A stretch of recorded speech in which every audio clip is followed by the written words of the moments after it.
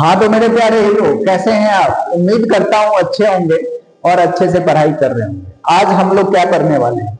आज हम लोग पढ़ने वाले हैं क्लास 9 अध्याय 1 संख्या पद्धति के अंतर्गत प्रश्नावली 1.2। इससे पहले मैं बता दूं, प्रश्नावली 1.1 हमने बिल्कुल धांसू अंदाज में खत्म कर दिया है, और जिन बच्चों ने नहीं देखा है लिंक डिस्क्रिप्शन बॉक्स में पड़ा हुआ है, वहां जाकर थोड़ा सा आंख मारो। और दूसरी चीज, शुरू करने से पहले एक चीज मैं और बता दूं, आप लोगों को अपना एम क्या रखना है मैथ में। आप लोगों को मैथ में अपना एम रखना है 100 आउट ऑफ 100 इन मैथ्स।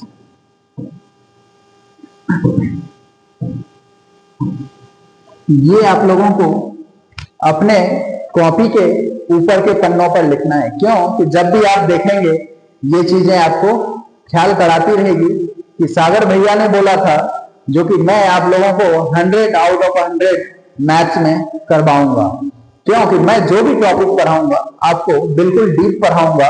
इसके बाद आप एनसीईआरटी उठा के देख लें, आरएस उठा लें, आरडी उठा लें, उनके सारे क्वेश्चन आप सॉल्व कर पाएंगे जब आप मेरा कॉन्सेप्ट, हर एक टॉपिक का कॉन्सेप्ट देखेंगे तो। ठीक है? और एक चीज और, हम लोग आज क्या करने के लिए आए हुए हैं, हम लोग क्लास 9 के अंतर्गत ये जो प्रश्नावली है 1.2 उसको समझने आए हैं। तो आप लोग कलम और कॉपी लेके बैठिए। क्योंकि हम लोग तो किसी सत्संग में आए नहीं है जो आप देखेंगे लेक्चर को, वीडियो को और समझ जाएंगे। क्यों?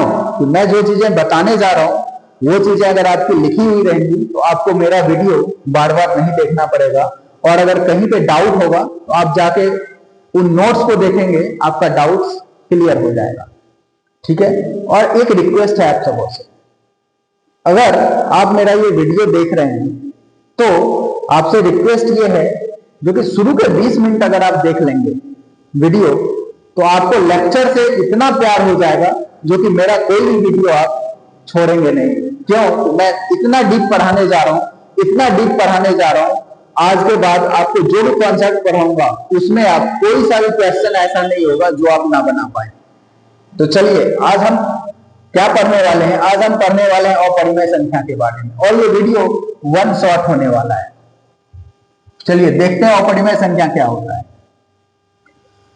एक अपरिमेय संख्या होती है यदि इसमें अनवसानी की बात करें तो अशांत कहते हैं इसको, अशांत। और इंग्लिश में बात करें तो इसको कहते हैं नॉन टर्मिनेटिंग।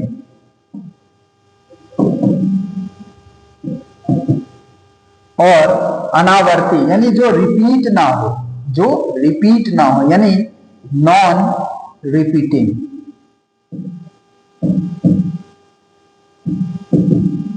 वाली दशमलव संख्या होती है। जैसे मैं बात करूं 3.1261253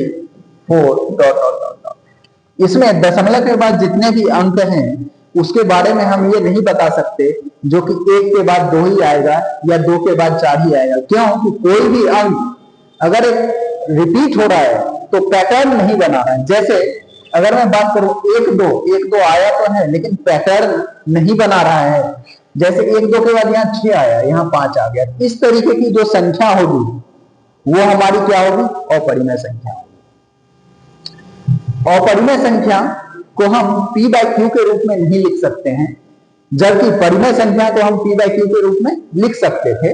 लेकिन अपरिमेय संख्या को हम लोग p/q के रूप में नहीं लिख सकते हैं, जहां p तथा q पूर्णांक होता है और q 0 के बराबर नहीं होगा।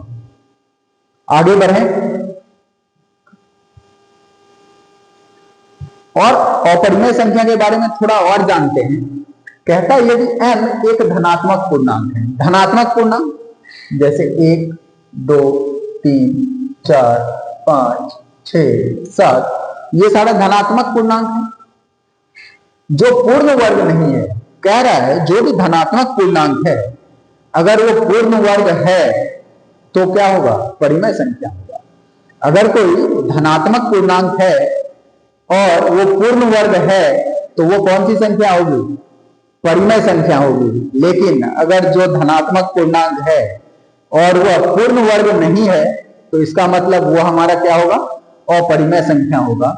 तो जैसे बात करें √1, √2, √3, √4, √5, √6, √7, √1 का बात करें तो ये 1 के बराबर होता है।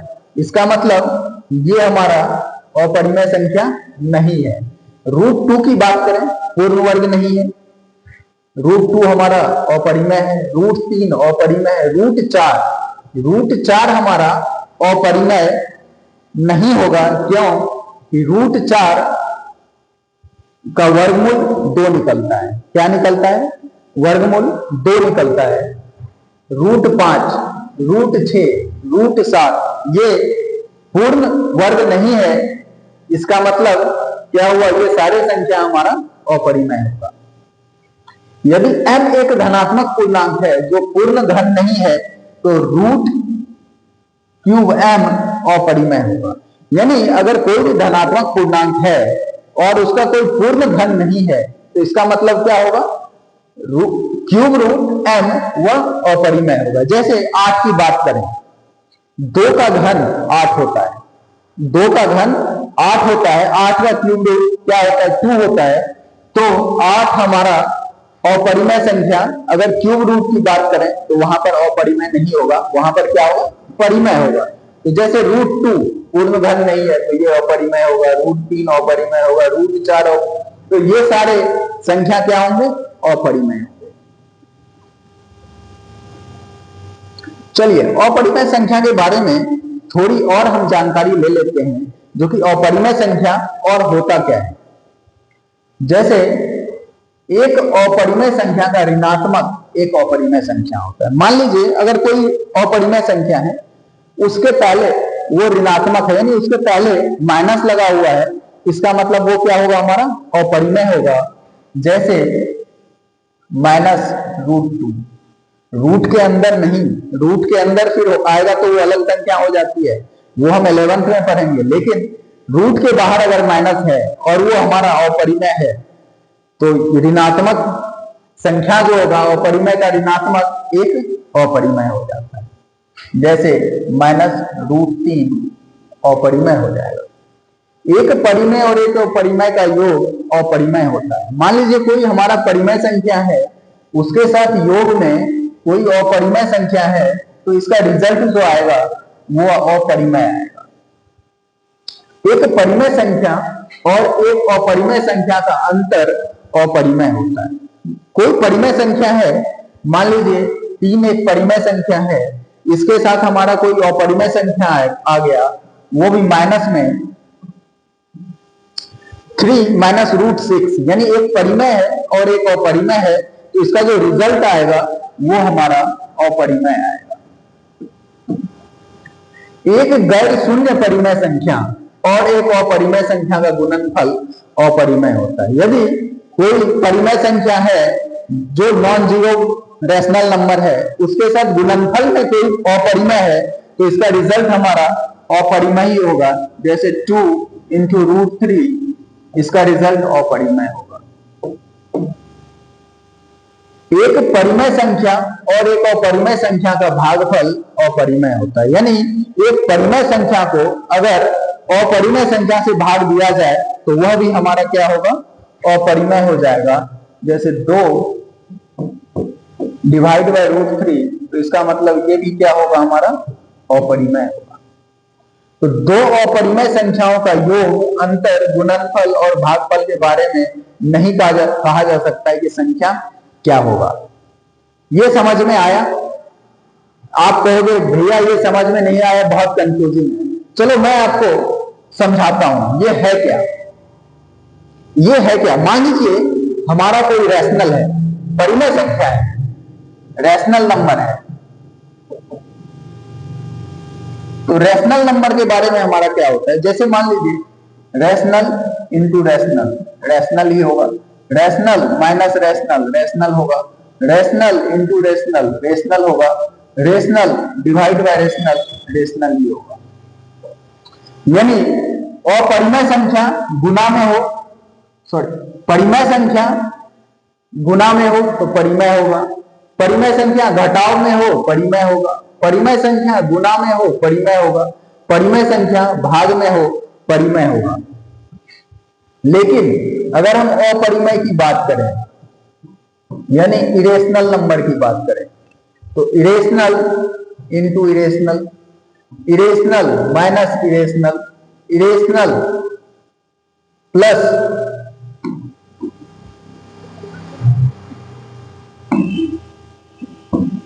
Irrational, irrational divided by irrational, इसके बारे में हम नहीं कह सकते हैं, नहीं कहा जा सकता है क्या होगा। क्यों कि मान लीजिए √2 एक अपरिमेय संख्या है, इसको हम गुना करते हैं तो ये हमारा √4 हो जाता है, और √4 2 के बराबर होता है, और 2 हमारा क्या होता है, परिमेय संख्या होता है। तो हम नहीं कह सकते हैं अगर दो अपरिमेय संख्या है तो वह गुना में है तो अपरिमेय ही होगा। तो अपरिमेय संख्या, अगर दो अपरिमेय संख्या है वह गुना में हो, भाग में हो, जोड़ में हो, घटाव में हो, तो उसके बारे में हम नहीं कह सकते हैं, वो अपरिमेय ही होगा। लेकिन अगर एक परिमेय हो, एक परिमेय हो और एक अपरिमेय हो तो यह हमेशा अपरिमेय ही होगा। अगर परिमेय संख्या माइनस अपरिमेय संख्या हो तो यह हमेशा अपरिमेय होगा। परिमेय गुना अपरिमेय,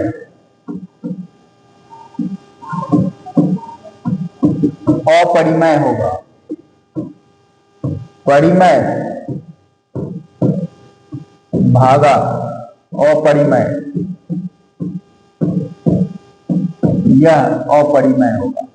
लेकिन इसमें गुना में ये नॉन जीरो होना चाहिए, दोनों क्या होना चाहिए, नॉन जीरो होना चाहिए, तो ये हमारा अपरिमेय होगा।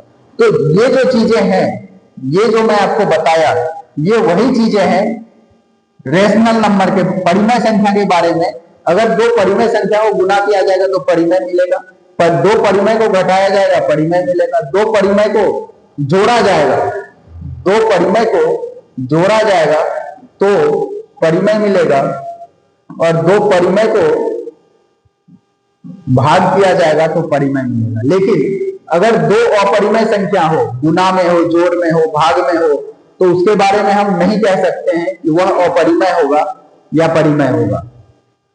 लेकिन एक परिमेय और एक अपरिमेय हो तो हमेशा उसका रिजल्ट अपरिमेय ही आएगा। यहां तक समझने में कोई दिक्कत? मजा आ रहा है क्लास में? अगर मजा आ रहा है तो एक लाइक करें, अगर क्लास अच्छा लग रहा है तो एक लाइक करें और एक कमेंट कर दें, हाँ क्लास बहुत अच्छा लग रहा है। अब यहां तक हमारा था अपरिमेय के बारे में, हमने समझ लिया जो चीजें हमें समझनी थी।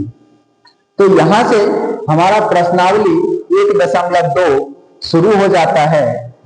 तो इसको हम देखेंगे, इसमें कुल 3 प्रश्न हैं, 1, 2 और 3, 3 प्रश्न है। तीनों प्रश्न को आज बिल्कुल पता कर देना है, क्योंकि हमने जो कॉन्सेप्ट बताया उससे बाहर की चीजें बिल्कुल भी नहीं है। तो इस कॉन्सेप्ट के बाद आप कोई सा भी बुक उठा लेंगे, बिल्कुल उसको उखाड़ के फेंक देंगे आप लोग। चलिए हम देखते हैं प्रश्नावली 1.2 का पहला क्वेश्चन है, नीचे दिए गए कथन सत्य है या असत्य है, कारण के साथ अपने उत्तर दीजिए। तो पहला क्वेश्चन है, प्रत्येक अपरिमेय संख्या एक वास्तविक संख्या होती है। तो पूछा जा रहा है जो अपरिमेय संख्या होती है वह क्या वास्तविक संख्या होती है? तो हमने जो 1.1 पढ़ा था उसमें बेसिक कॉन्सेप्ट में ये सारी चीजें समझ ली थी, तो फिर भी मैं एक बार और समझा देता हूं आप लोगों को। देखिए वास्तविक संख्या जो होती है,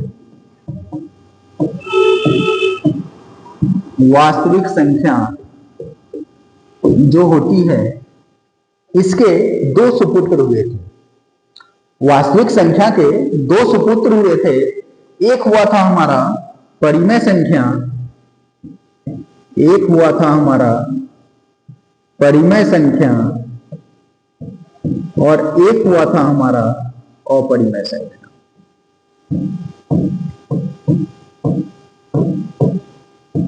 और इसी अपरिमेय संख्या के बारे में पूछा जा रहा है, जो कि ये अपरिमेय संख्या जो है ये इनका बच्चा है या नहीं। मान लीजिए अगर मैं हूं और मेरा भाई है, तो अगर किसी ने पूछा क्या मेरा भाई जो है आपके खानदान से ही है क्या, तो वहां पर सभी क्या कहेंगे, हाँ इनका भाई इन्हीं के खानदान से। तो वैसे ही पूछा जा रहा है, ये वास्तविक संख्या के खानदान का दोनों है, एक परिमेय संख्या और एक अपरिमेय संख्या। तो अपरिमेय संख्या जो होगा वह उन्हीं के खानदान का होगा। तो क्वेश्चन यही कह रहा है जो हमारा अपरिमेय संख्या है वो वास्तविक संख्या के खानदान का है क्या। वास्तविक संख्या होता है तो हम देखेंगे क्यों कि वास्तविक संख्या के खानदान का ही अपरिमेय है।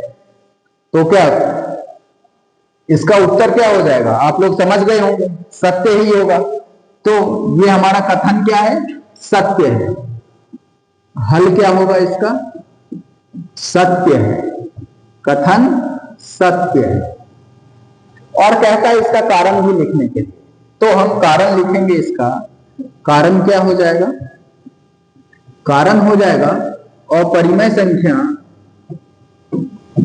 अपरिमेय संख्या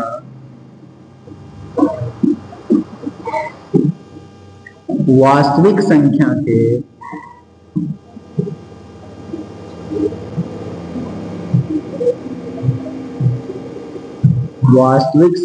के अंदर ही आता है। समझ में आ गया, आ रहा है समझ में, बिल्कुल इजी पीजी, बिल्कुल समझ में आ रहा है। और मैंने पहले ही ये चीजें कही थी, जो भी चीजें पढ़ाऊंगा बिल्कुल डीप पढ़ाऊंगा। और आप देख रहे हैं जो भी कॉन्सेप्ट मैं बता रहा हूं, मेरी तरफ से यही कोशिश है एक भी पॉइंट आपका ना छूटे जिससे आपको कोई परेशानी हो। आगे बढ़े, कहता है अगला क्वेश्चन, संख्या रेखा का प्रत्येक बिंदु रूट m के रूप का होता है जहां m एक प्राकृत संख्या है। तो हम सबसे पहले संख्या रेखा को देखेंगे और समझेंगे संख्या रेखा होता क्या है।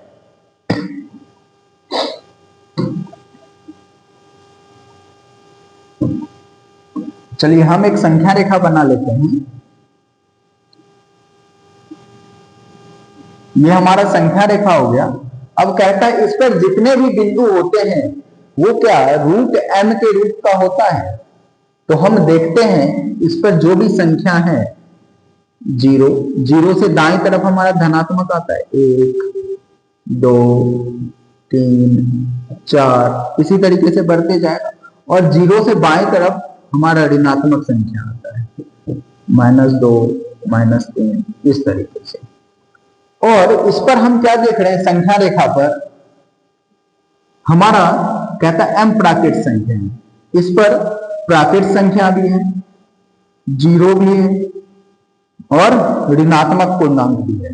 तो संख्या रेखा पर हमें देखने को मिलता है एक पूर्ण संख्या के साथ, पूर्ण संख्या के साथ ऋणात्मक संख्या भी है, जो कि प्राकृत संख्या में नहीं आता है। तो क्या यह संभव होगा कि संख्या रेखा का हर एक बिंदु रूट m के रूप का होगा? क्योंकि मान लीजिए आप रूट 1 को दर्शा सकते हैं, रूट 2 को भी संख्या रेखा पर आप दर्शा सकते हैं, रूट 3 को भी दिखा सकते हैं, रूट 4 को भी दिखा सकते हैं। लेकिन अगर आपको कहा जाए -√1, तो ये अलग चीज हो जाती है। इसके बारे में हम लोग 11 में पढ़ेंगे, ये काल्पनिक संख्या होती है, इसके बारे में हम लोग 11 में पढ़ेंगे। तो ये संख्या रेखा पर नहीं दिखाया जा सकता है। इसका मतलब क्या हुआ, हर एक बिंदु को हम नहीं दर्शा सकते। तो कथन क्या हो जाएगा, असत्य हो जाएगा। कथन क्या हो जाएगा, असत्य। और कहता है कारण दीजिए, तो कारण क्या लिखेंगे हम? कारण हो जाएगा संख्या रेखा पर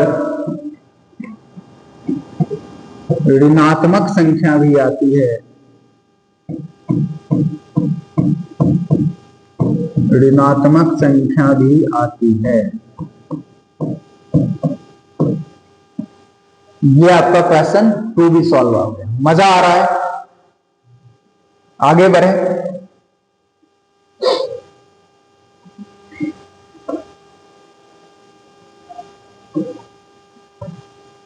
एक क्वेश्चन यहां पर मिस हो गया है। हाँ, एक क्वेश्चन यहां पर मिस हो गया है, इसको मैं बता दूं। टाइपिंग एरर है। चलिए, तीसरा नंबर क्वेश्चन है, यहां से देख लेते हैं। कहता है प्रत्येक वास्तविक संख्या एक अपरिमेय संख्या होती है। देखिए, ऊपर में पूछा गया प्रत्येक अपरिमेय संख्या एक वास्तविक संख्या होती है। अब उसी का उल्टा पूछ रहा है प्रत्येक वास्तविक संख्या एक अपरिमेय संख्या होती है। देखिए, समझिए, वास्तविक संख्या के खानदान का ही अपरिमेय संख्या है और परिमेय संख्या है। तो क्या कह रहा है, जितने भी अपरिमेय संख्या है, जितने भी, तो क्या वो वास्तविक संख्या होंगे? हम तो वास्तविक के संख्या के अंदर देखते हैं परिमेय संख्या भी आता है और अपरिमेय संख्या भी आता है। तो इसका मतलब क्या है, जितने भी अपरिमेय होंगे वो वास्तविक तो नहीं होंगे। क्यों? कि वास्तविक संख्या में तो परिमेय भी आता है। तो यह कथन असत्य हो जाएगा। कथन असत्य है। 3 नंबर का हल क्या हो जाएगा? 3 नंबर का हल हो जाएगा असत्य है, असत्य है।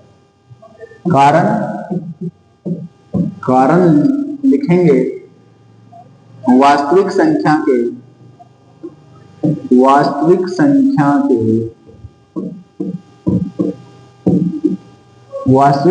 में परिमेय संख्या भी आता है।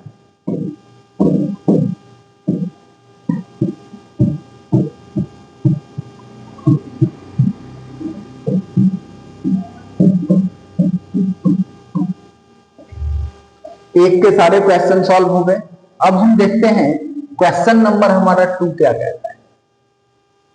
कहता है क्या सभी धनात्मक पूर्णांकों के वर्गमूल अपरिमेय होते हैं? यदि नहीं तो एक ऐसी संख्या के वर्गमूल का उदाहरण दीजिए जो परिमेय संख्या है।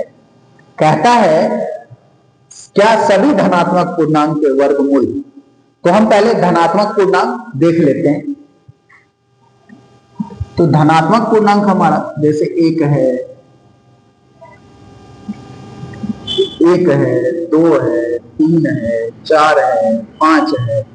ये सारे क्या है? धनात्मक पूर्णांक ही है, धनात्मक है और पूर्णांक। तो कहता है इनका जो वर्गमूल होगा वो सभी अपरिमेय होगा। क्या?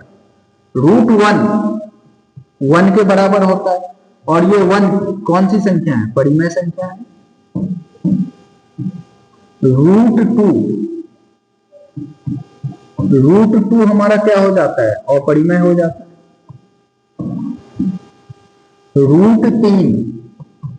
√3 के बराबर ये क्या हो जाता है? अपरिमेय हो जाता है। √4 का वैल्यू कितना होता है? 2 होता है। और हम क्या जानते हैं? 2 परिमेय संख्या होता है। तो हम क्या देख रहे हैं, जितने भी धनात्मक पूर्णांक है, √1 परिमेय मिल गया, √2 अपरिमेय, √3 अपरिमेय, लेकिन √4 फिर से परिमेय मिल गया। तो हम कह सकते हैं क्या सभी धनात्मक पूर्णांक जो है वह अपरिमेय होता है। सभी धनात्मक पूर्णांक के वर्गमूल अपरिमेय होते हैं। तो हम कह सकते हैं क्या इसमें तो हमें परिमेय भी दिख रहा है और अपरिमेय भी दिख रहा है। तो कथन क्या हो जाएगा? ये असत्य हो जाएगा। हल इसका क्या लिखेंगे? हल असत्य है। और कह रहा है यदि नहीं तो एक ऐसी संख्या के वर्गमूल का उदाहरण दीजिए जो एक परिमेय संख्या है। तो हम एग्जांपल दे देते हैं, उदाहरण √1 1 के बराबर होगा। √4 ये दोनों परिमेय संख्या है। तो हमने क्वेश्चन 2 को भी बिल्कुल अलग अंदाज में फतह कर दिया है, आप लोगों को समझा दिया है और उम्मीद करता हूं समझ में आ रहा होगा। और मैंने एक ही चीज कही थी, शुरू के 10 से 15 मिनट अगर आप वीडियो को देख लेंगे, लेक्चर को देख लेंगे, तो आपको लेक्चर से प्यार हो जाएगा। अब हमें देखना है √2 को संख्या रेखा पर दर्शाएं। चलिए इससे पहले एक चीज समझते हैं, इससे पहले एक चीज समझा जाए। अगर आप लोगों को कहा जाए संख्या रेखा पर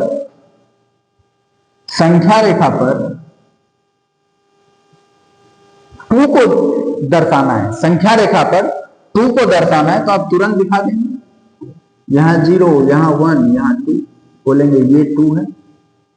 अगर आप लोगों को बोला जाए 1.5 दिखाइए, तो आप लोग कहेंगे 1 और 2 के बीच में यहां पर आ जाएगा 1.5। लेकिन अगर कहे √2 को दिखाना है, √3 को दिखाना है, √5 को दिखाना है, तो हम कैसे दिखाएंगे? तो उसके लिए हमें सबसे पहले समझना होगा, हमें सबसे पहले समझना होगा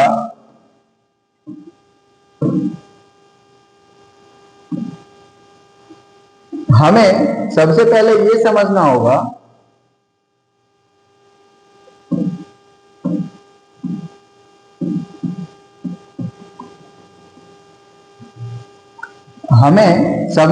ये समझना होगा पाइथागोरस थ्योरम को, पाइथागोरस प्रमेय को समझना होगा। हमें सबसे पहले हम समझते हैं पाइथागोरस प्रमेय को, पाइथागोरस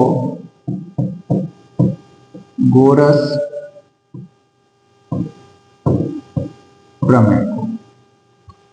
मान लीजिए हमारा कोई राइट एंगल ट्रायंगल है, राइट एंगल ट्रायंगल है, इसके लिए ये हाइपोटेनस हो जाता है, यानी कर्ण हो जाता है, ये आधार हो जाता है, ये लंब हो जाता है। तो इसके लिए हम क्या जानते हैं फॉर्मूला, कर्ण का स्क्वायर बराबर आधार का स्क्वायर प्लस लंब का स्क्वायर, यही जानते हैं। और अगर यहां से स्क्वायर को इस साइड ले जाएंगे तो कर्ण बराबर हमारा हो जाएगा √अंडर आधार का स्क्वायर प्लस लंब का स्क्वायर, यही हो जाएगा। और आप एक चीज देखिए, अगर हमें कर्ण को अगर √2 करना है, कर्ण को क्या करना है, ये हाइपोटेन्यूस को अगर √2 करना होगा, तो हमें आधार कितना लेना होगा और लंब कितना लेना होगा? दिमाग लगाइए जरा और बताइए। अगर हमें कर्ण को, हाइपोटेन्यूस को √2 बनाना है, तो हमें आधार कितना लेना होगा और लंब कितना लेना होगा? तो मान लीजिए अगर हमें √2 बनाना है कर्ण को, तो आधार हमें लेना पड़ेगा √1 का स्क्वायर प्लस 1 का स्क्वायर। तो √1 का स्क्वायर 1 ही हो जाएगा, प्लस 1 का स्क्वायर 1, 1 प्लस 1 2 हो जाएगा। ये हो गया हमारा √2। इसका मतलब हुआ अगर हम आधार को √1 का स्क्वायर लें और लंब को 1 ले, तो ये हमारा √2 हो जाएगा। कर्ण बाय डिफॉल्ट क्या हो जाएगा? √2 हो जाएगा। अगर हमें कर्ण को √3 बनाना है, कर्ण को हमें √3 बनाना है, तो आप लोग बताएंगे हमें आधार कितना लेना होगा और लंब कितना लेना होगा? तो अगर हमें √3 बनाना है कर्ण को, तो हमें क्या लेना पड़ेगा? आधार को लेना पड़ेगा √2 लेना पड़ेगा और लंब हमारा 1 रहेगा। अगर √5, इसी तरीके से अगर हम √5 को देखें, √5 को क्या करना पड़ेगा? √5 के लिए हम √5 के लिए हमें आधार कितना लेना पड़ेगा। अब एक चीज समझिए, यहां अगर हमें कर्ण को √2 बनाना था तो हमने आधार कितना लिया, √1 लिया। अगर हमें कर्ण को √3 बनाना है तो आधार हमने क्या लिया, √2 लिया। यानी जो भी हमें कर्ण बनाना है आधार उससे हम एक कम रूट लेते हैं। यहां √2 बनाना था तो आधार हमने √1 लिया, √3 बनाना था यहां तो हमने आधार √2 लिया। इसका मतलब जो भी कर्ण बनाना है उससे एक कम हमें क्या लेना है, रूट अंडर में आधार लेना है। तो वैसे ही अगर यहाँ 5 बनाना है √5 तो इसके लिए आधार हमें क्या लेना पड़ेगा, √4 का स्क्वायर, और लंब हमेशा तो 1 ही रहेगा, लंब हमेशा 1 ही रहेगा। ठीक है, वैसे ही अगर हमें √6 बनाना होगा तो हम क्या करेंगे, कितना लेंगे, एक कम लेंगे, 6 से 5 लेंगे। वैसे ही अगर √7 बनाना हो हमें कर्ण को तो हम आधार कितना लेंगे, √6 लेंगे, √6 का स्क्वायर। यहां तक कोई दिक्कत, इजी पीजी, बिल्कुल इजी पीजी, समझने में कोई दिक्कत और मजा भी आ रहा होगा समझने में। तो हम क्या देखते हैं, जो भी हमें कर्ण बनाना है उससे एक कम आधार लेंगे, जो भी हमें कर्ण बनाना है उससे एक कम रूट के अंदर हम आधार लेंगे और लंब हमारा एक ही रहेगा। तो वैसे ही अगर हमें √50 बनाना हो, √50 बनाना हो कर्ण को तो हम इसके लिए क्या लेंगे, आधार इससे एक कम रूट के अंदर, यानी कितना लेंगे,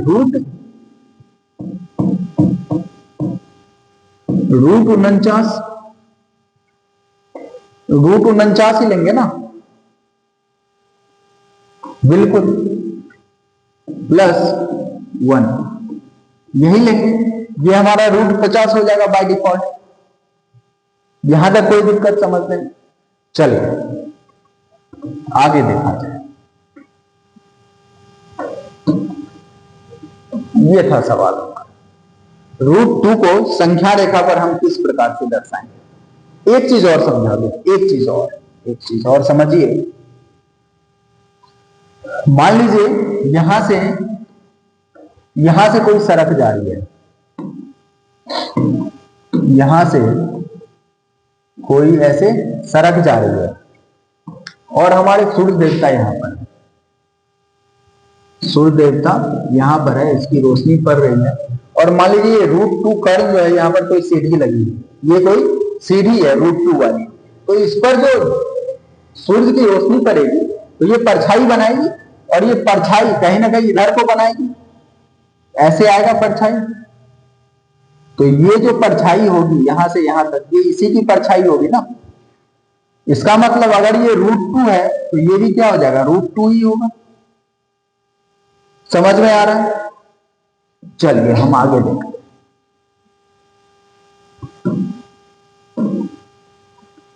तो √2 को संख्या रेखा पर हमें दर्शाना है।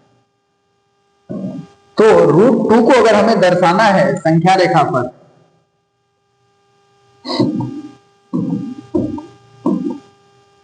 √2 को दर्शाना है तो इसके लिए हमें आधार क्या लेना पड़ेगा, आधार √1। तो आधार को हम रखेंगे, क्या रखेंगे, √1 का स्क्वायर +1 का स्क्वायर करेंगे तो हमारा कर्ण बाय डिफॉल्ट √2 आ जाएगा। तो चलिए हम देखते हैं। हम सबसे पहले क्या बनाएंगे, संख्या रेखा बनाएंगे। संख्या रेखा पर 1 2 इस तरीके से। अब देखिए √2 हमें दर्शाना है तो आधार कितना लेना होगा, √1 का मतलब 1 ही होता है। इसका मतलब यहां से यहां तक, यहां से यहां तक आएगा,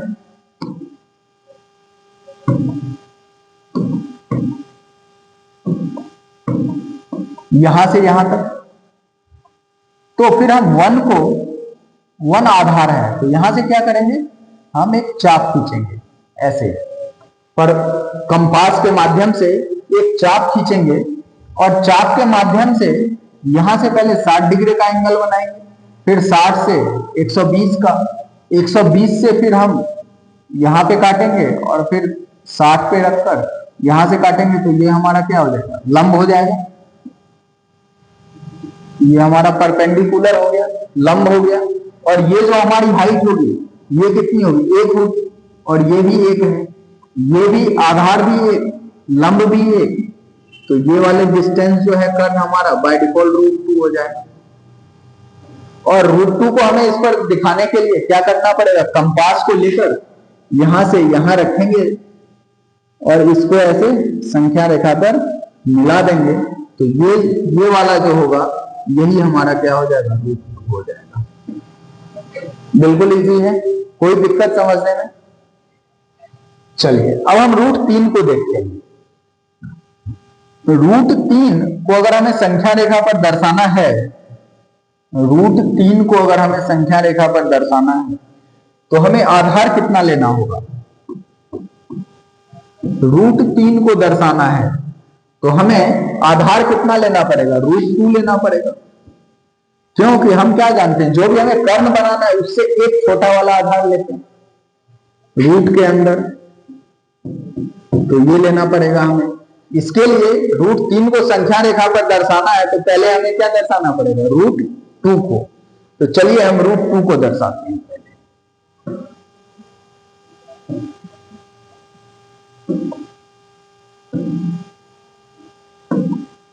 √2 को दर्शा लेते हैं, तो पहले हम एक संख्या रेखा लेंगे,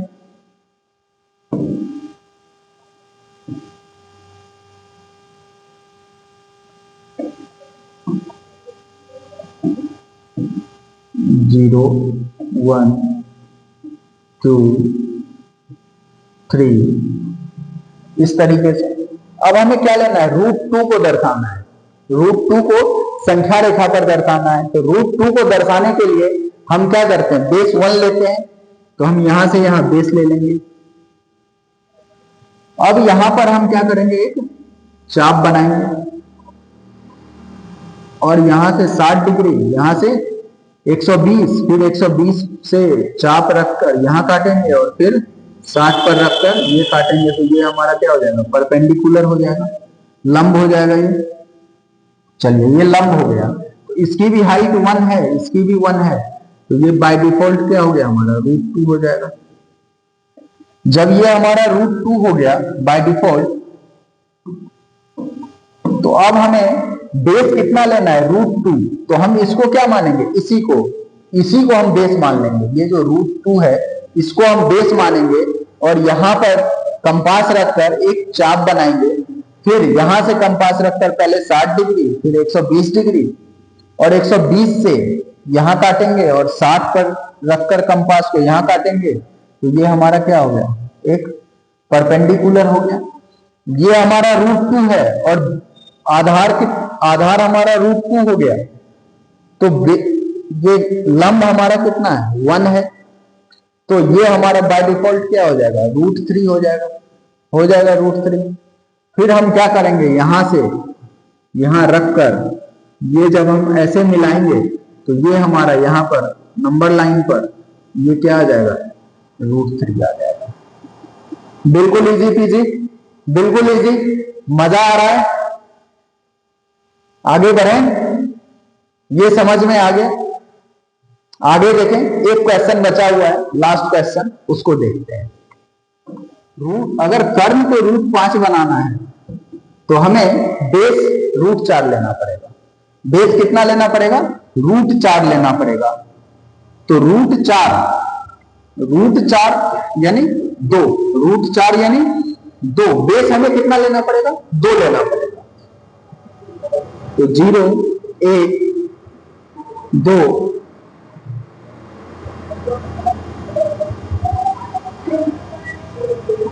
1 2 3, बेस हमें कितना लेना पड़ रहा है, 2 लेना पड़ रहा है बेस। तो हम यहां से यहां तक बेस लेंगे, तो ये अगर बेस है तो फिर यहां पर कंपास रखकर एक हम चाप बनाएंगे और फिर यहां पर कंपास को रखकर पहले 60 डिग्री, फिर 60 पर रख के 120 डिग्री, फिर 120 पे कंपास को रखकर यहां पे कट करेंगे और फिर 60 पर रखकर यहां पर कट करेंगे, तो ये हमारा क्या बन जाएगा, लंब बन जाएगा।